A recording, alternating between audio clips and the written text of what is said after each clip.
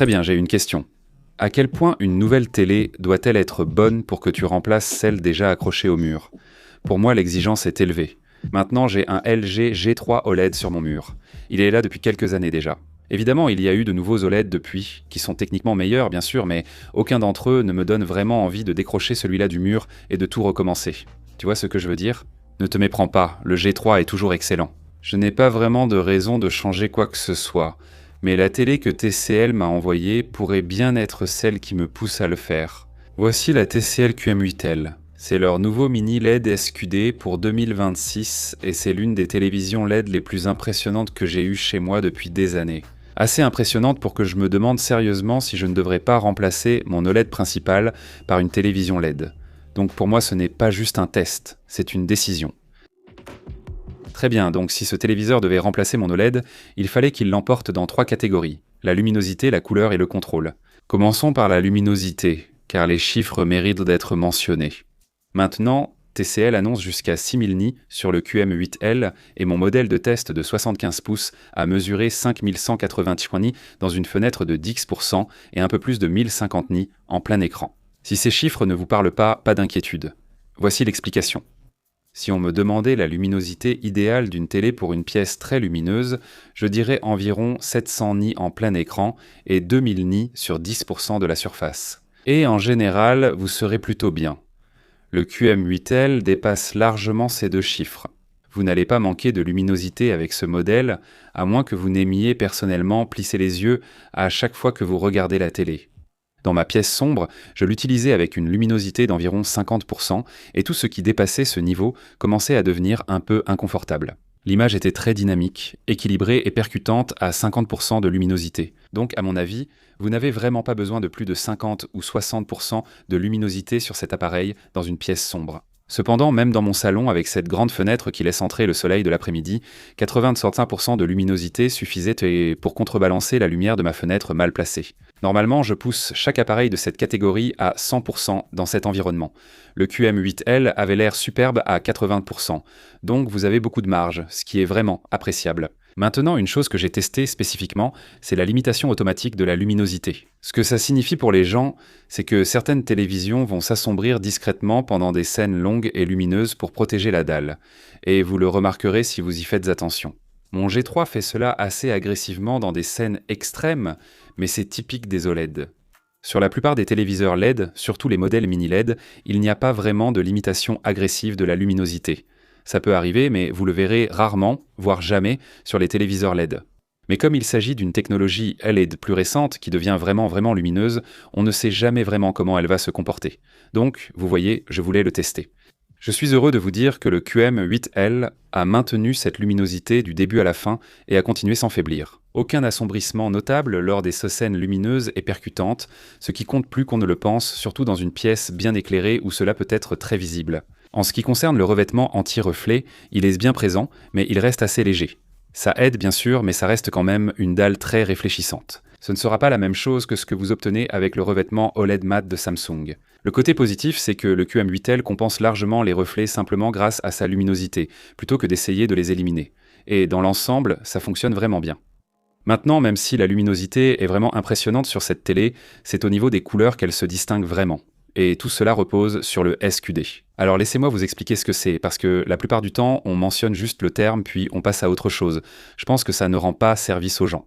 Et soyez indulgents avec moi, parce que ça va devenir un peu technique pendant un instant, mais je vous promets que je vais tout ramener à des termes plus accessibles. Donc les téléviseurs à points quantiques classiques utilisent des particules de points quantiques pour convertir la lumière LED bleue en rouge et en vert, ce qui est en quelque sorte la façon dont la plupart des téléviseurs QLED obtiennent la vivacité caractéristique de leur couleur avec le rétroéclairage LED standard. Les superpoints quantiques de TCL sont beaucoup plus petits, environ 5 nanomètres contre 60 nanomètres pour les points conventionnels. Maintenant, ces particules plus petites permettent une conversion des couleurs plus précise, produisent une gamme de couleurs plus large et réduisent dans le gaspillage d'énergie. Maintenant, TCL affirme que le QM8L peut atteindre une couverture de 100% de l'espace colorimétrique BT 2020 sur cette dalle. Et je sais qu'à ce stade, vous avez probablement déjà décroché, mais laissez-moi vous expliquer pourquoi tout cela est important pour les choses que vous allez réellement commencer à regarder, surtout dans un avenir très proche. BG 2020 est en train de devenir le terme le plus galvaudé dans les contenus sur les téléviseurs en ce moment, et je crains qu'il ne soit en train de perdre un peu de son sens. Vous entendez parler de gamme de couleurs étendues et vous vous dites probablement « Bon, le rouge sera un peu plus rouge et l'herbe aura une nuance de vert légèrement différente. Avant, ça avait l'air bien, alors qui s'en soucie, non ?» Mais le BT 2020, en pratique, ce n'est pas seulement une question de couleurs plus vives. Il s'agit de rendre ces couleurs correctes sur l'ensemble de l'image. Un des grands avantages est un meilleur balance des blancs. Un coucher de soleil à l'écran n'a pas que des hautes lumières chaudes. Toute la scène paraît chaleureuse et riche comme un vrai coucher de soleil. Avec un bon balance des blancs, les tons de peau seront plus fidèles. Et cela compte particulièrement pour les teints de peau plus foncés, riches en mélanine, où la représentation fidèle des tons de peau n'est vraiment pas quelque chose que la plupart des téléviseurs gèrent en bien. Même si les améliorations paraissent subtiles, un spectateur lambda ne saura pas vraiment expliquer pourquoi c'est mieux, il le remarquera simplement. Honnêtement, c'est le meilleur type d'amélioration de la qualité d'image, celle que l'on ressent avant de la comprendre. Cependant, je dois apporter une grosse mise en garde à tout cela. Le contenu BT 2020 grand public, ce n'est pas encore vraiment là. Certains films vont montrer de petites portions de cette gamme de couleurs étendues pour des scènes spécifiques, mais en réalité, vous ne regardez pas encore un film entier entièrement masterisé en BT 2020. Tout ça va venir avec le temps. Parce que vous savez, les téléviseurs HD sont arrivés avant le contenu HD, et les téléviseurs 4K sont arrivés avant le contenu 4K. Sachez simplement que lorsque le contenu BT 2020 arrivera, votre téléviseur sera prêt pour ça. Cependant, ce que vous obtenez de SQD aujourd'hui, c'est qu'il apporte un vrai plus sur les contenus HDR classiques. Et c'est ça qui est vraiment impressionnant. Et c'est probablement la performance HDR la plus impressionnante que j'ai vue sur une dalle LED. Le contraste des couleurs est excellent. Les dégradés sont très fluides.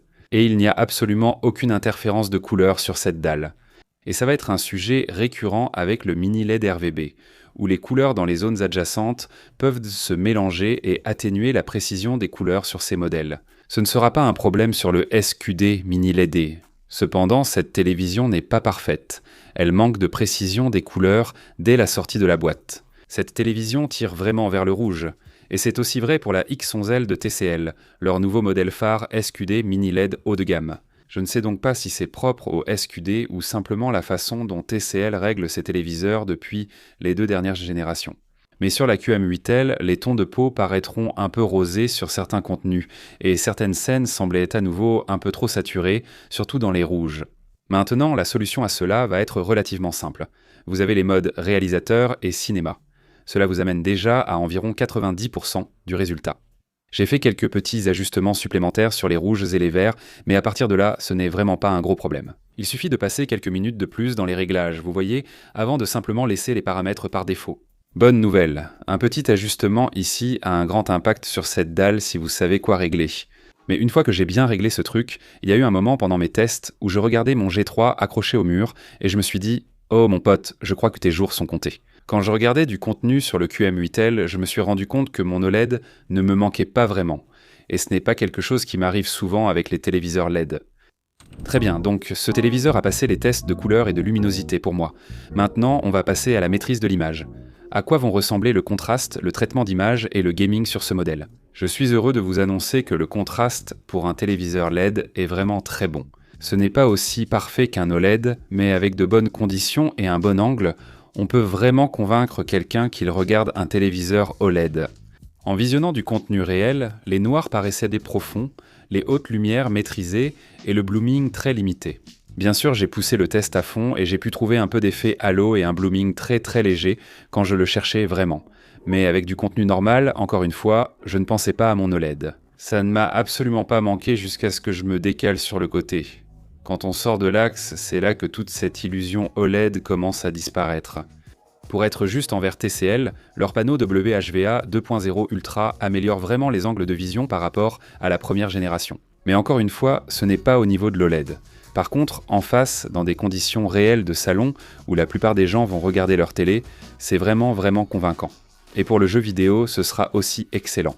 Vous avez 4 ports HDMI, 2.1 tous capables de 4K à 144 Hz et de VRR jusqu'à 288 Hz pour les joueurs PC, si ça vous intéresse. Maintenant, pour les jeux auxquels je joue habituellement avec ma fille, comme Mario Kart, en gros tout ce qui est très vif et coloré, ça va évidemment très bien rendre.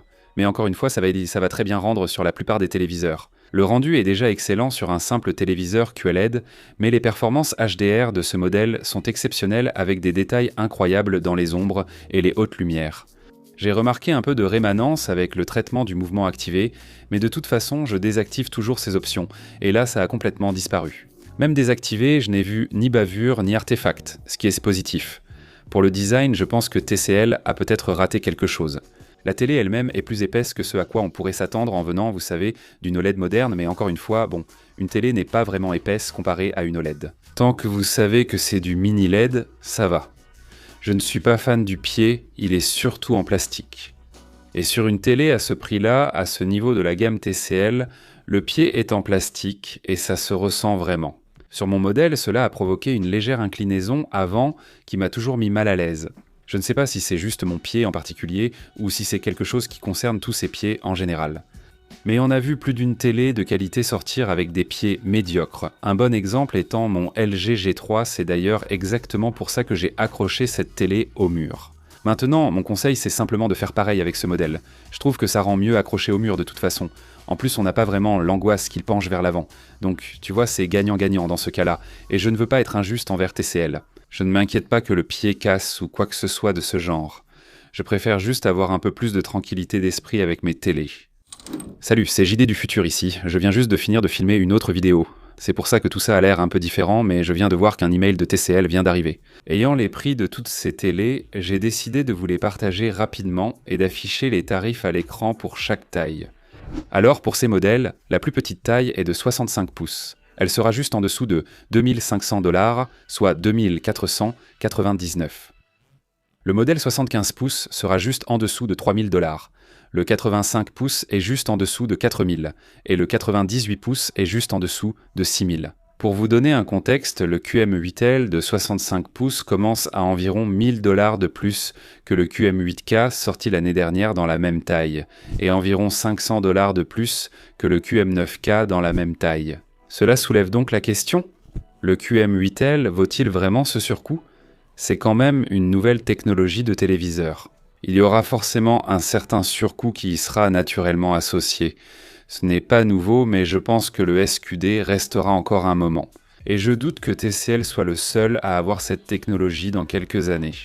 Personnellement, je préfère le QM8L au QM8K à peu près à tous les niveaux. Mais ce sera à vous de décider si ce prix en vaut la peine pour vous.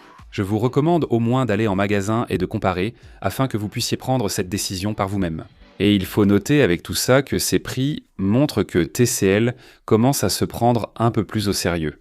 Je ne dis pas qu'ils ne se prenaient un pas au sérieux, mais la perception du public de TCL était qu'ils étaient simplement une marque d'entrée de gamme, une marque que l'on trouve dans une grande surface et qu'on achète juste parce qu'elle est en promotion.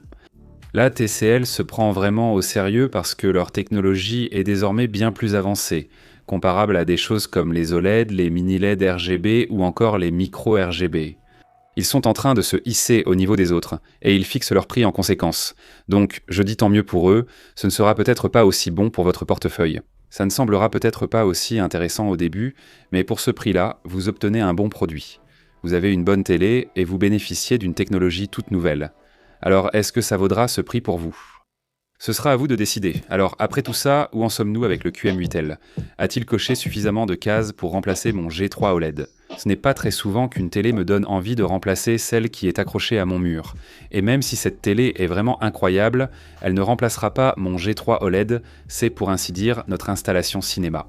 Et quand il s'agit de regarder tard le soir sur le QM8L, elle ne peut tout simplement pas rivaliser avec ce que l'OLED peut offrir dans ce scénario très spécifique de scène sombre. Mais cette télé s'en rapproche vraiment beaucoup. Cependant, la QM8L va remplacer un autre téléviseur OLED chez moi, à un endroit qui, selon moi, compte encore plus que celui-là. Ça va vraiment énerver beaucoup de passionnés d'OLED, mais celle-ci va remplacer mon téléviseur OLED Samsung S95F dans notre salon principal. Et je l'avais là à cause de cette immense fenêtre dont je parle toujours. Elle est juste à côté de l'endroit où va la télé. Donc ce revêtement anti-reflet aidait vraiment beaucoup à gérer les reflets. Le QM8L surpasse même la lumière du soleil qui entre à flot, ce qui est encore plus important pour moi. Je pense à remplacer mon OLED G3, parce que c'est ici qu'on regarde des choses en famille. C'est une pièce où se déroule la vie de la maison. La télévision de cette pièce joue un rôle clé dans la dynamique familiale. Même si elle n'a pas remplacé l'OLED que je pensais qu'elle remplacerait, elle en a remplacé une autre et sera la télévision la plus utilisée chez nous. C'est sans doute le plus grand compliment que je puisse faire à une télévision.